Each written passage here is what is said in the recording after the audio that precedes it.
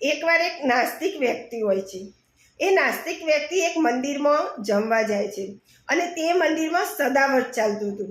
તો ત્યાં જઈ અને એ વ્યક્તિ ભોજન માગે છે ત્યારે ત્યાં જે સેવા કરવાવાળા ભાઈ હતા ને એ એને તુલસીની માળા આપે છે અને કહે છે કે તું આ માળા કર, ત્યાં સુધીમાં હું તારી થાળી તૈયાર કરી લાવું.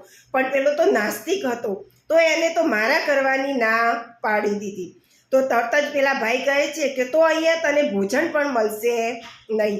એ વ્યક્તિ તો ત્યાંથી જતો રહે છે અને પછી ત્યાંથી એમ કહો પેલા સેવાવાળા ભાઈ મંદિરમાં ભગવાનની આરતી કરવા માટે જાય છે. ત્યારે ભગવાનનું મોઢું ચોખ્ખું પડી ગયું હોય છે.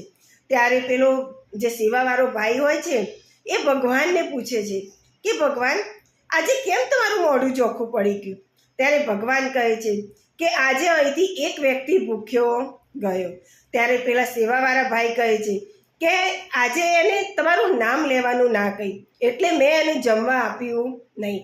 ત્યારે ભગવાન શું કહે છે કે એને તો મારું નામ કોઈ દિવસ લીધું નથી તો પણ મેં એને 3 ટાઈમ જમવા આપ્યું છે.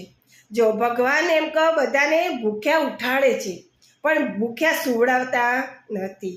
ભગવાન દરેકની વ્યવસ્થા કરી રાખે છે. જય સ્વામિનારાયણ.